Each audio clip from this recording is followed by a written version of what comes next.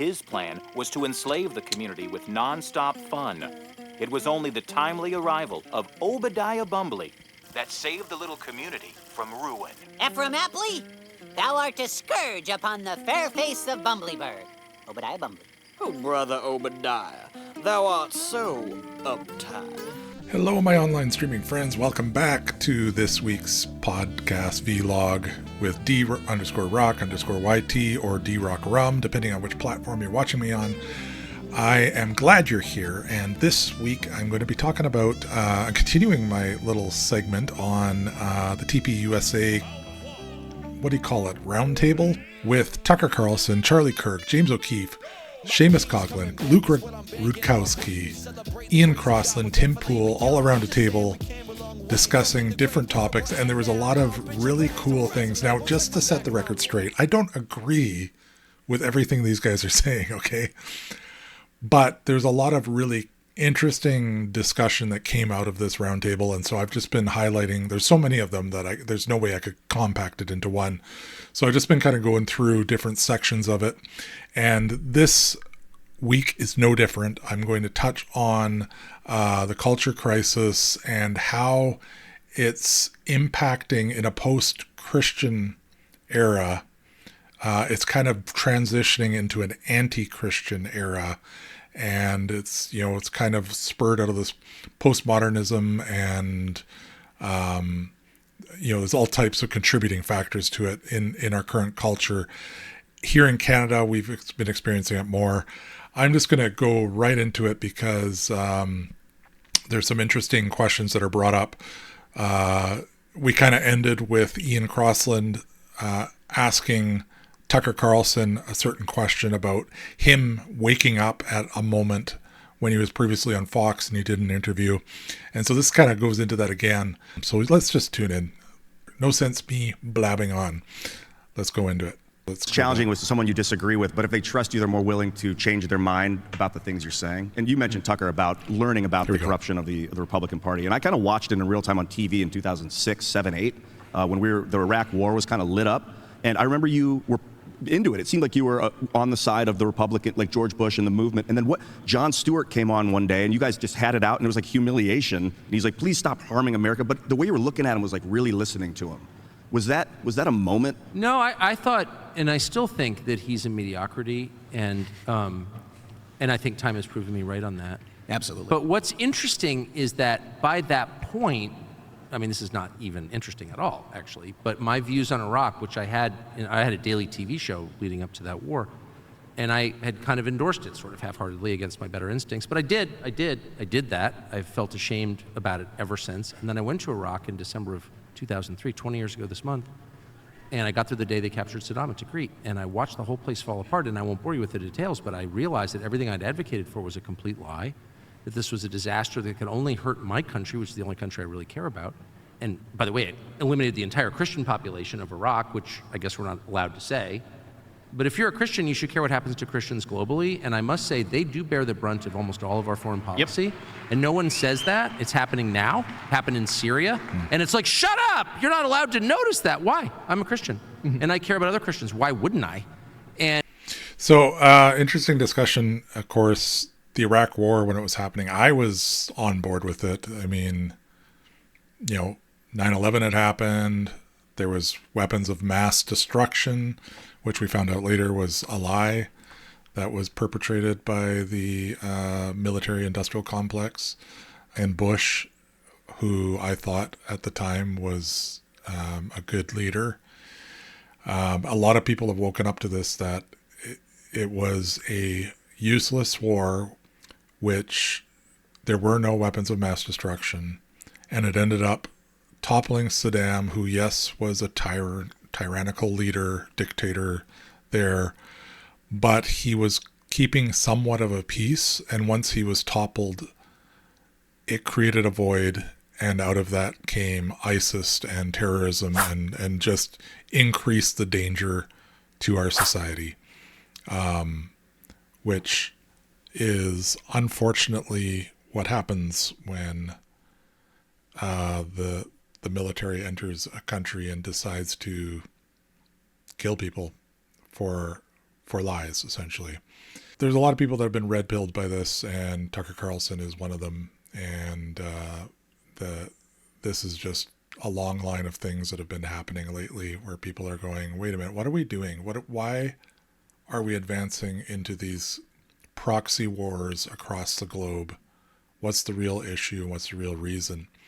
So let's just listen in a little bit more here. And they do wind up bearing the disproportionate harm in our foreign policy adventures. And you have to ask yourself, why is that? Honestly, I don't know the answer, but it's super evil. Well, I feel like a large component, and I think you were saying this earlier, if not the component of what the culture war is the destruction of Christianity. Of course. Well, yeah, exactly. It's a destruction of Christianity. There's also a destruction of innocence. Americans, unfortunately, will look at our foreign policy as if it's something entirely removed from our cultural realities and attitudes. But the truth is, we have promoted a callous disregard for human life over the course of decades because abortion was legal nationwide across this country prior to the overturning of Roe. And if you think sending women the message and men the message that they can wage war against their own unborn children does not have effects on the global stage, and that a person who doesn't have to care about the life of their unborn child is supposed to care about children in Gaza or Yemen, you're out of your mind. Yeah. But unironically, a lot of these neocons, they're usually pro-life, even though they want to start World War III and they want to send your kids to fight a foreign war. But that's why they're pro-life. They need more babies to go send to war. Well, yes, I think that's also a component to it, but there's also a lot of hypocrisy because a lot of the chaos that was created by this foreign policy was deliberate. Dick Cheney in 1991 was specifically talking about why we can't get rid of Saddam Hussein because if we do, it's going to create chaos inside of the Middle East. It's going to kill the Christians. It's going to kill all the different sectarian Muslims there that are going to be fighting each other. It's going to make Iran more powerful in the region. It's going to create a vacuum. And they did it. They knowingly did it after 9/11. The Republicans, after 9/11, were on the wrong side of history, and they set up the institutions and the apparatuses that are now going after their other fellow Republicans and putting them in jail. And that's a hypocrisy that needs to be called out. And those people in that party need to be purged. That's right. So a lot of interesting things there, but it kind of goes into this topic of the war on Christianity that's happening right now across the globe, and in Western society specifically. So it is true in the context here in Canada. There is anti-Christian movement. In fact, Christianity in general has a very negative general connotation because that's how it's been presented in media, in education systems, in any of the godless institutions. They always attack our Christian heritage as being an evil, our Judeo-Christian heritage as being an evil that, the backs of the freedom that it brought to our countries, the foundations of everything we believe that give us the freedom and the sanctity of life and the independence and ability to free think and live somewhat free lives comes on the Judeo-Christian principles. And now we're turning our backs on it. And I just wanted to touch on that a little bit. That's really kind of the point of this session. It's going to be shorter than other ones, but there's a few different stories I've come across lately. One was this interview with Rosaria Butterfield called The 5 Dangerous Lies of Our Modern Age. She's written a book by that title, which talks about how our society has changed and is now becoming anti-Christian. It was post-Christian, and now it's becoming anti-Christian. Christians have been backing down and backing down and backing down. They've been giving the fight over, basically, and stepping back and withdrawing and trying to side with society and, come alongside them in an apparent caring manner to support people that they believe that this is a value of Christianity, but what it's doing is it's actually denying the truth. So she talks about this.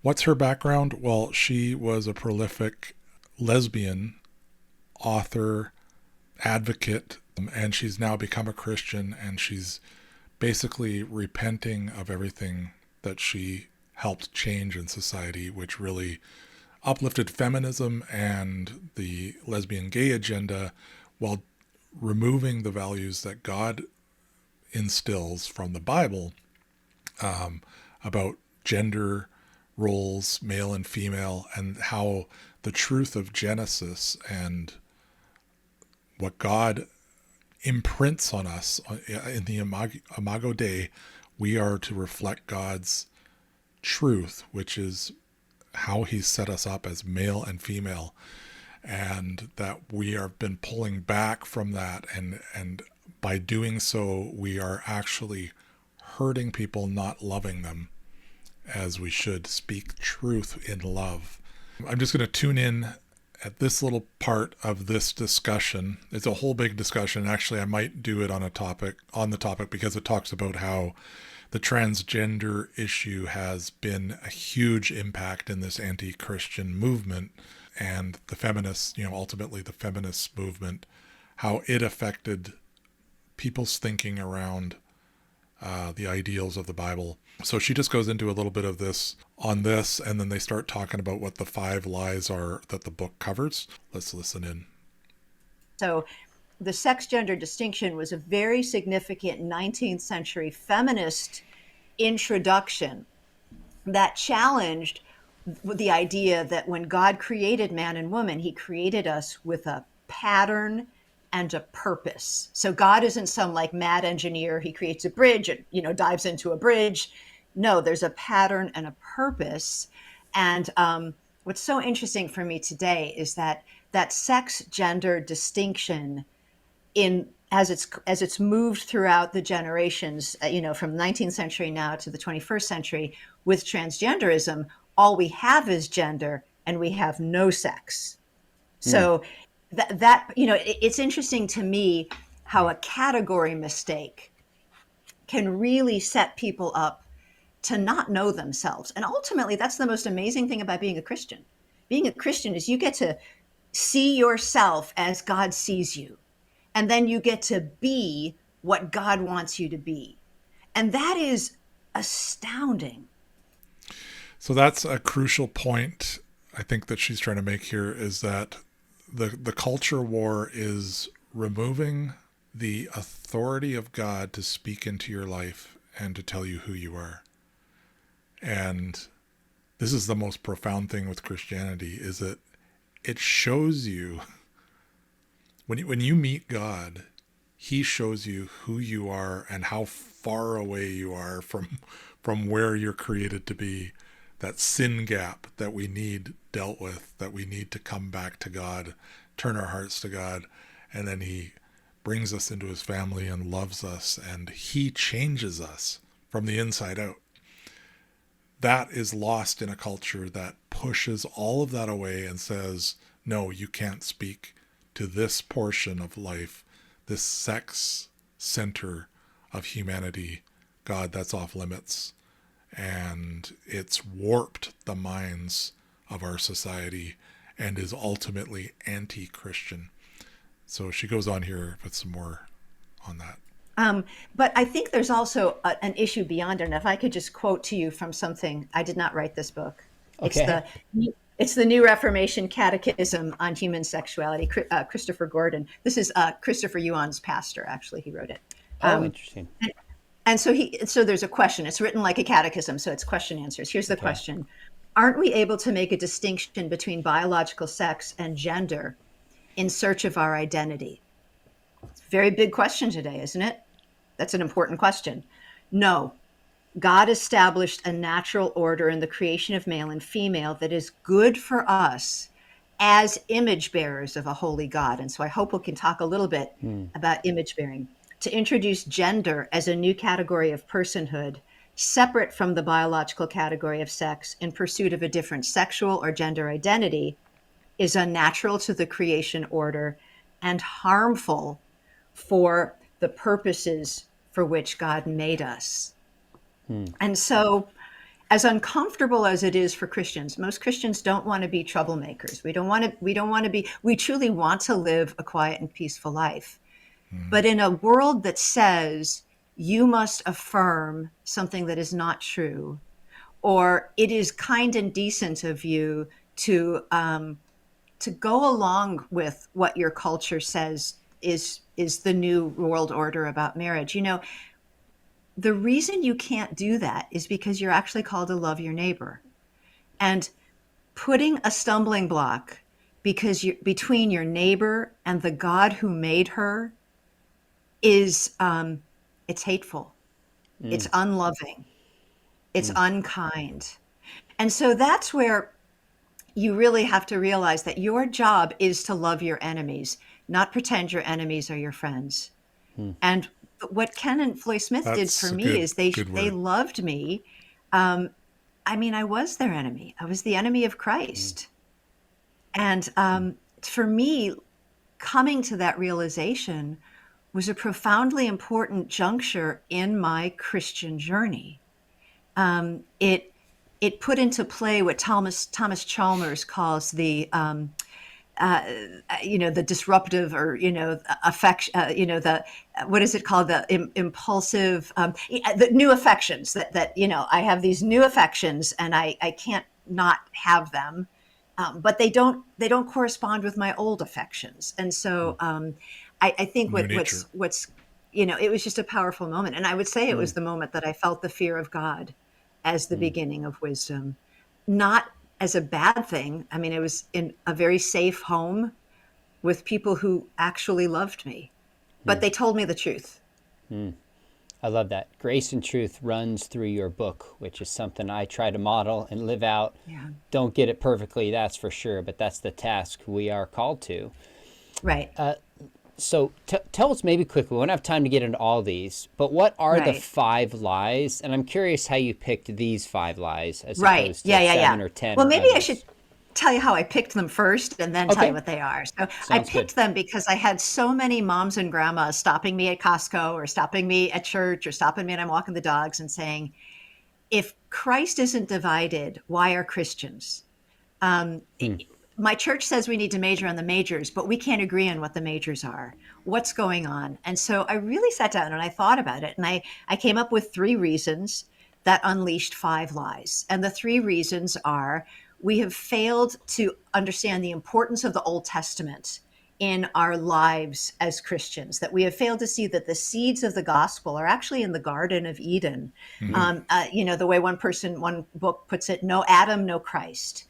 The second is we fail to read the times. We act as though it doesn't matter that pronoun usage has a material force that could land you in trouble with your job.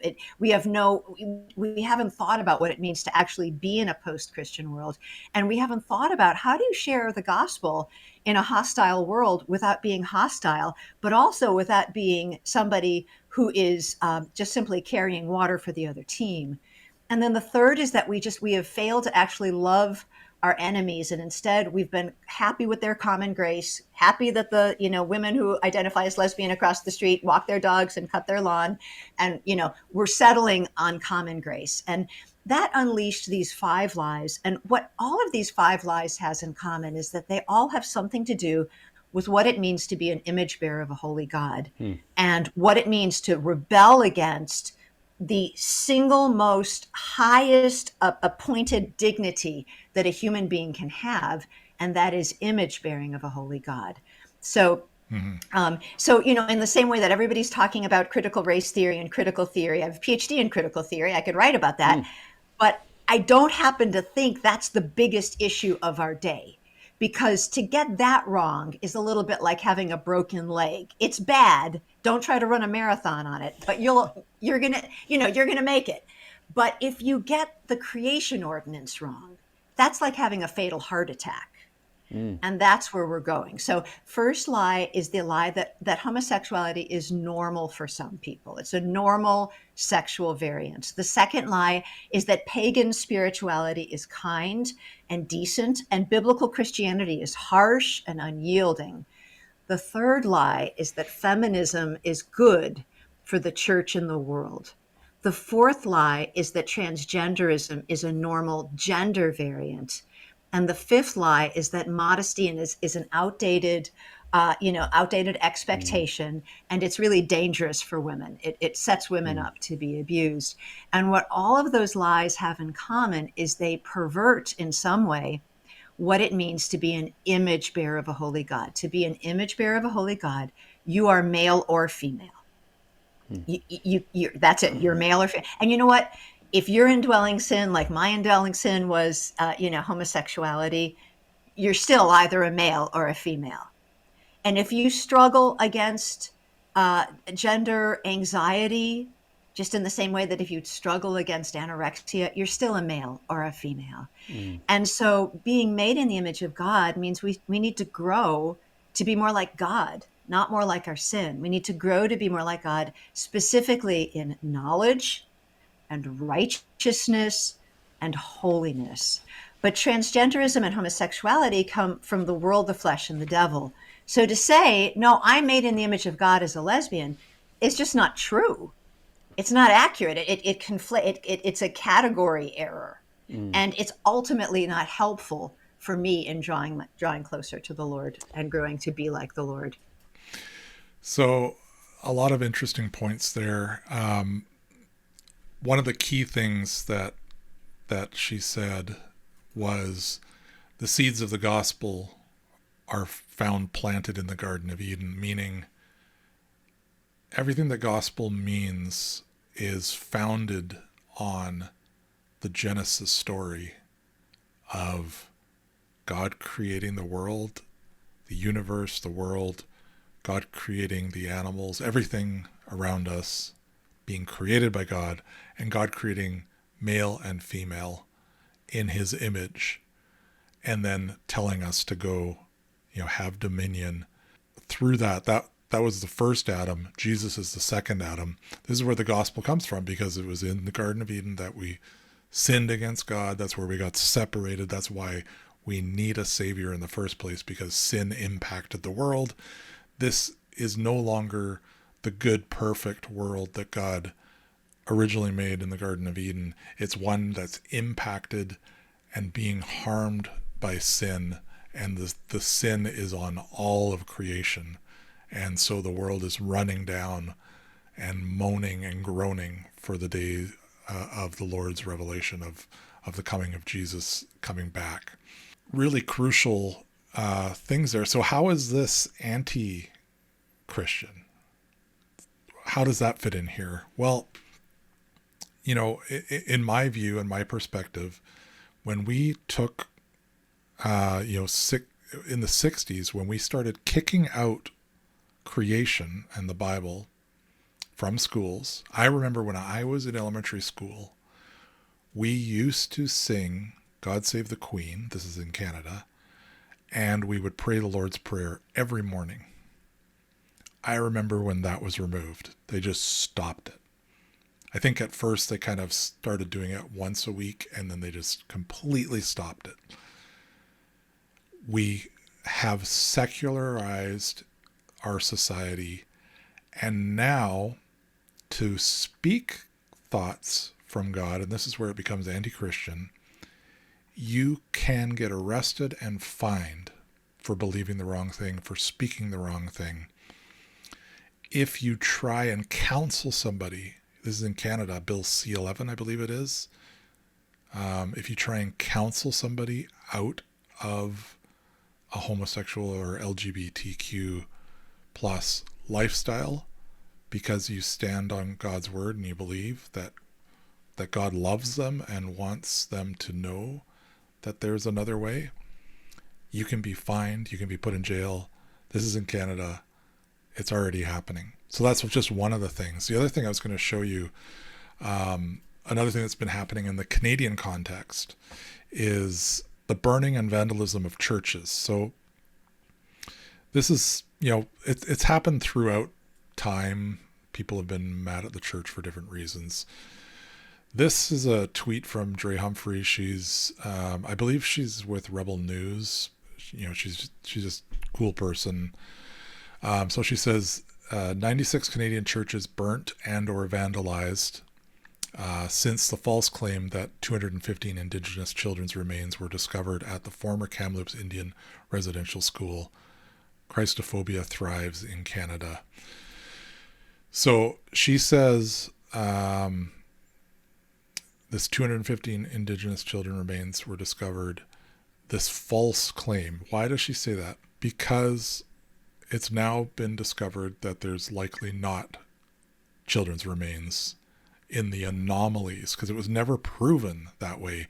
It's just that the narrative ran in Canada. This was children that were buried in mass graves. Now, there are other graves that are actually graves, not of children, but of many different people, including Indigenous people that had died. And those graves, for one reason or another, their grave markers had been removed, or maybe they just had wooden crosses that had dilapidated.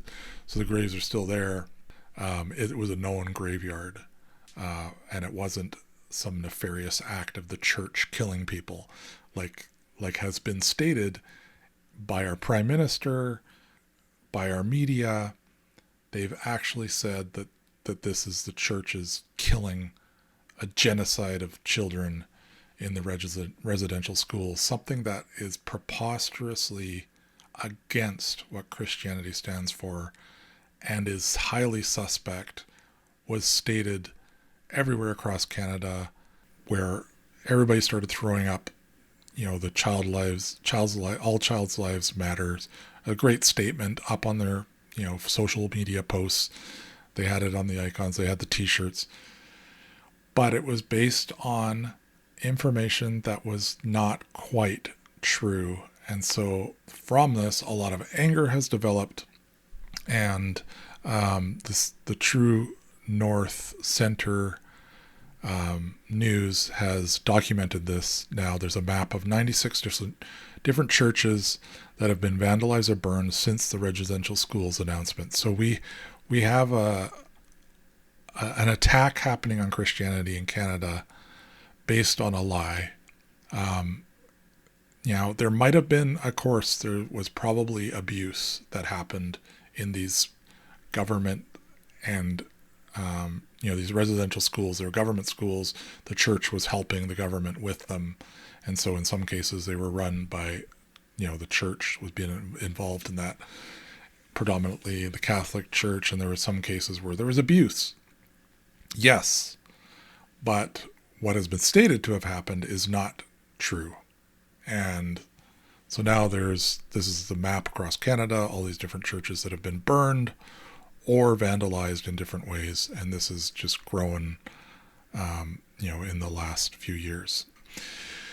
So this is just another example of this. My point is not to say, woe is me, I'm a Christian and this is terrible. My point is to say, what can we do, church, to change the direction of our society? How do we get involved? How do we show the love and truth of God and not be fearful about it, and allow the gospel to speak? Because what's happening right now is a Marxist ideology has taken control in institutions and in media and is controlling the narrative en masse.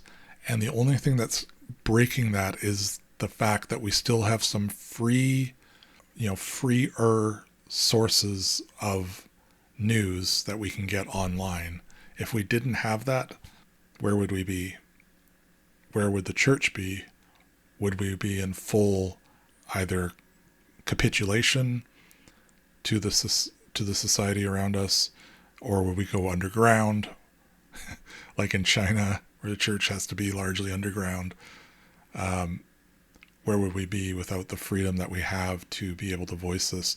So how does the church respond to this? How do we get smarter about our moving forward? So let's just see if there's a few more things to wrap up here in the TPUSA discussion. There need to be consequences for the actions that they've taken. They have literally done everything they could have possibly done with the role that they had to destroy our country and ensure that the people do not have a prosperous future. And what happens? I mean, we put all of the decision-making in the hands of people who pay no price when they're wrong.